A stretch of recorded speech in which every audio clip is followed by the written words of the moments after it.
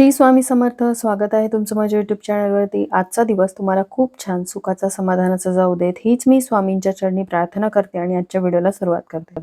उद्या आहे कार्तिक दर्श अमावस्या. उद्याच्या दिवशी संध्याकाळी आईने मुलांसाठी कापुरासोबत एक अशी वस्तू जाळायची आहे ज्यामुळे मुलांची प्रत्येक क्षेत्रामध्ये प्रगती होईल. तर ही वस्तू कोणती आहे, नंतर त्या वस्तूचं आपल्याला काय करायचंय, ही संपूर्ण माहिती आजच्या व्हिडिओमध्ये मी शेअर करणार आहे. त्यामुळे व्हिडिओ स्किप न करता शेवटपर्यंत बघत राहा. तर बघा, कार्तिक महिन्यातील कृष्ण पक्षातील अमावस्या म्हणजेच कार्तिक अमावस्या, या अमावस्येला विशेष महत्त्व आहे. कारण या महिन्यात येणारी ही अमावस्या या वर्षातील शेवटची अमावस्या आहे. धार्मिक मान्यतेनुसार अमावस्येला स्नान, दान आणि पूजा केल्याने विशेष लाभ होत असतो. आणि यासोबतच घरामध्ये असलेली नकारात्मकता आणि आपल्या मुलांच्या भोवती असलेली नकारात्मकता घालवण्यासाठी ही अत्यंत शुभ तिथी मानली जाते. जसं मी तुमच्यासोबत नेहमी शेअर करते की काही विशिष्ट तिथींवरती उपाय केल्यामुळे तुम्हाला त्याचे शीघ्र फळ मिळत असते. आणि वेगवेगळ्या तिथींवरती वेगवेगळे उपाय करून आपल्या ज्या समस्या आहेत त्या आपण संपुष्टात आणू शकतो. काही प्रमाणात का होईना त्या समस्यांची तीव्रता ही कमी होते आणि आपल्या मार्गातील अडथळे दूर होतात. ज्या घराला पितृदोष असतो त्यांना जीवनामध्ये अनेक अडचणींना सामोरे जावे लागते. म्हणूनच आईने मुलांसाठी हा उपाय करायचा आहे. कारण मुलांच्या मार्गामध्ये येणारे अडथळे दूर व्हावेत, त्यांना काही पितृदोष असेल तर तो नाहीसा व्हावा आणि त्यांच्या प्रगतीचे मार्ग खुले व्हावेत, यासाठी आपल्याला हा अत्यंत प्रभावी उपाय अमावस्येच्या दिवशी करायचा आहे. बऱ्याचशा मुलांना कष्ट करून मेहनत करूनही म्हणावं तसं यश मिळत नाही. त्यांना त्यांच्या नशिबाची साथ मिळत नाही. म्हणूनच कुठे ना कुठेतरी ते मागे पडायला लागतात. यासोबतच बरीचशी मुलं अभ्यासामध्ये खूप हुशार असतात, पण अचानकपणे ते अभ्यास करणं बंद करतात. याचाच अर्थ त्यांना काहीतरी नजरदोष झालेला असतो किंवा त्यांना असलेले पितृदोष सुद्धा यामागे कारणीभूत असू शकतात. अगदी लहान मुलापासून म्हणजे 1 वर्षाच्या मुलापासून ते मोठ्या म्हणजेच नोकरी व्यवसाय करणाऱ्या मुलापर्यंत तुम्हाला हा उपाय करता येईल. कारण नोकरीमध्ये पण बऱ्याचशा मुलांना समस्या येत असतात. नोकरीमध्ये म्हणावी तशी प्रगती त्यांची होत नसते. करिअरच्या बाबतीतले काही प्रश्न असतात. व्यवसायामध्ये त्यांची वाढ होत नसते. त्यासाठी आईने मुलांवरून जर ही वस्तू ओळून टाकली तर त्यांच्या मार्गामध्ये येणारे सर्व अडथळे दूर होऊन त्यांच्या प्रगतीचे मार्ग खुले होतात. एवढा हा प्रभावी उपाय आहे. तर बघा, उद्या 13 डिसेंबर रोजी मंगळवारी संध्याकाळी आपल्याला हा उपाय करायचा आहे. तुमची मुलं बाहेर क्लासेसला गेलेली असतील, नोकरी व्यवसाय करत असतील, त्यांना घरी यायला वेळ होत असेल तर संध्याकाळी दिवे लागणीपासून ते रात्री 12च्या आत तुम्हाला हा उपाय करता येईल. तर बघा, संध्याकाळी दिवे लागणीच्या वेळेसच हा उपाय का करायचा, कारण ती वेळ जी आहे ती लक्ष्मीच्या आगमनाची वेळ आहे. म्हणून आपल्या घरामध्ये सकारात्मक ऊर्जा यावी, आपल्या घरामध्ये जी नकारात्मकता आहे, जी वास्तुदोषाच्या रूपात असेल, काही पितृदोष असतील ते नाहीसे व्हावेत, म्हणूनच आपल्याला अमावस्या तिथीच्या दिवशी हा उपाय दिवे लागणीच्या वेळेस करायचा आहे. तर बघा, दिवे लागणीपासून ते रात्री 12च्या आत तुम्हाला उपाय करता येईल. कारण मुलं क्लासेसला गेलेली असतील, नोकरी व्यवसाय करत असतील, त्यांना यायला उशीर होत असेल तर मुलं आल्यानंतर मग तुम्हाला हा उपाय करायचा आहे. हा उपाय तुम्हाला देवघरासमोर करता येईल. त्याआधी तुम्हाला देवघरातील दिवा प्रज्वलित करून घ्यायचा आहे. धूप अगरबत्ती लावून घ्यायची आहे. तुळशीसमोरील दिवा प्रज्वलित करायचा आहे. तुमच्या देवघरासमोर पुरेशी जागा नसेल तर तुम्हाला हा उपाय तुमच्या हॉलमध्ये करता येईल.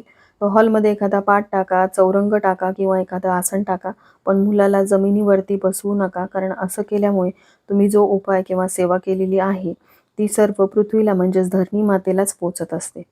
तर आता मुलगा मुलगी दोघांसाठीही तुम्हाला हा उपाय करता येईल. फक्त मुलीचा मासिक धर्म हा आलेला नसावा. एकापेक्षा अधिक मुले असतील, 2 मुली असतील तरी देखील तुम्हाला हा उपाय करता येईल. या उपायासाठी तुम्हाला एक नारळ घ्यायचा आहे. पाणी असलेलं नारळ घ्यायचं. एकापेक्षा अधिक मुलं असतील तर त्या दोन्ही मुलांसाठी तुम्हाला एक नारळ वापरता येईल किंवा तुम्ही 2 वेगवेगळी नारळ घेऊ शकता. आता त्या नारळावरती तुम्हाला 3 भीमसेनी कापराच्या वड्या ठेवायच्या आहेत.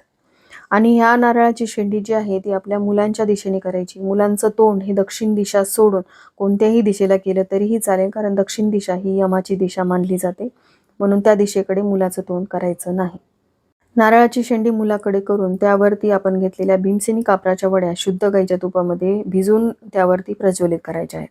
शुद्ध गाईच्या तुपामध्ये भिजवण्याचं कारण म्हणजे त्या बराच वेळ जळतात आणि आपला हा जो उपाय आपल्याला करायचा आहे, एकापेक्षा अधिक मुलांवरून करायचा असेल, कापूर बराच वेळ जळत राहावा यासाठी त्याला शुद्ध गाईच्या तुपामध्ये भिजवून घ्यायचं आहे.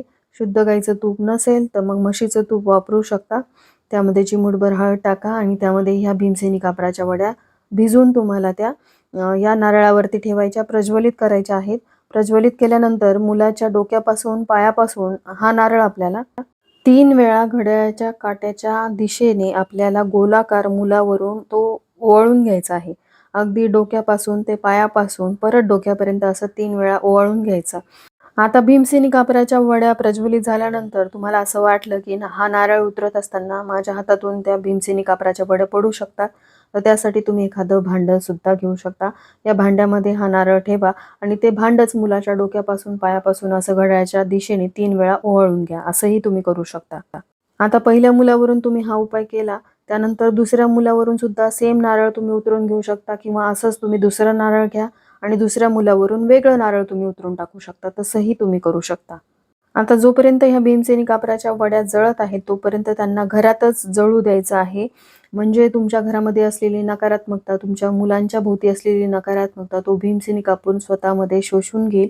आता त्यानंतर ते नारळ तुम्हाला घराच्या बाहेर घेऊन जायचं आहे आणि त्याला तुम्हाला पाण्यात प्रवाहित करायचं आहे. एवढ्या रात्री पाण्यामध्ये प्रवाहित करणं शक्य नसेल किंवा तुमच्या आसपास तशी सोय नसेल, तर ते नारळ जे आहे एका पेपरमध्ये तुम्हाला गुंडाळायचं आहे. त्यानंतर ते नारळ तुम्हाला तुमच्या घराबाहेर असलेल्या डस्टबिनमध्ये टाकायचं आहे. पण चुकूनही घरामध्ये असलेल्या डस्टबिनमध्ये हे नारळ टाकू नका. असं केल्यामुळे जी नकारात्मकता आहे ती घरातच राहील, घराबाहेर जाणार नाही आणि अमावास्येच्या दिवशी आपल्या घरामध्ये असलेली नकारात्मकता आपण घालवत असतो. त्यामुळे तुम्हाला बाहेर असलेल्या डस्टबिनमध्येच हे नारळ टाकायचं आहे. त्याचबरोबर ते नारळ बाहेर फेकू नका, कारण यामुळे इतर कोणाला त्रास होऊ शकतो. आपण आपल्या मुलांवरून ही वस्तू ओवाळून घेतलेली आहे. मुलांचे सर्व दोष निघून जाण्यासाठी दुसऱ्या लोकांना आपल्या मुलांचे दोष लागावेत असं आपल्याला काही करायचं नाही, कारण यामुळे आपल्या मुलांचा त्रास हा वाढणारच आहे. किंवा तुमच्या घराच्या आसपास एखादं झाड असेल तर त्या झाडाजवळ एक खड्डा करायचा आणि त्या खड्ड्यामध्ये तुम्हाला ते नारळ दाबून द्यायचं आहे. आपण या नारळावरती आपल्या मुलांसाठी उपाय केलेला आहे. या नारळामुळे इतर लोकांना त्रास होता कामा नये याची काळजी घ्यायची आहे. अशा प्रकारे या नारळाचं विसर्जन करायचं आहे. डस्टबिनमध्ये नारळ टाकणार असाल तर आधीच तुम्हाला डस्टबिन घराच्या बाहेर ठेवायचे आहे. त्यामध्ये हे नारळ टाकायचं. दुसऱ्या दिवशी ज्यावेळेस घंटागाडी येईल त्यावेळेस कचऱ्यासोबत हे नारळही कचऱ्यामध्ये आपल्याला फेकून द्यायचं आहे. पण जर तुम्हाला नारळ हे पाण्यात प्रवाहित करता येत असेल, तुमच्या घराच्या आसपास विहीर असेल, तलाव असेल तर त्यामध्येच हे नारळ प्रवाहित करा. असं केल्यामुळे नारळाचं योग्य प्रकारे विसर्जन होईल. रात्रीतून तो नारळ तुम्हाला पाण्यात प्रवाहित करता येणार नाही. मग दुसऱ्या दिवशी तुम्ही तो नारळ पाण्यात प्रवाहित केला तरीही चालेल किंवा त्या नारळाला तुम्ही पाण्यामध्ये प्रवाहित केलं तर उत्तमच आहे. तर ह्या साध्या सोप्या उपायामुळे तुमच्या मुलांच्या मार्गामधील सर्व अडथळे दूर होतात आणि त्यांना प्रत्येक क्षेत्रामध्ये यशप्राप्ती मिळण्यासाठी मदत होते. तर चला, झालेली सेवा मी स्वामींच्या चरणी अर्पण करते. इथेच व्हिडिओचा एंड करते. व्हिडिओ आवडला असेल, हेल्पफुल वाटला असेल तर लाईक, शेअर, सबस्क्राईब करायला विसरू नका. भेटूयात अशाच एका नवीन व्हिडिओसोबत. तोपर्यंत सर्वांना श्री स्वामी समर्थ.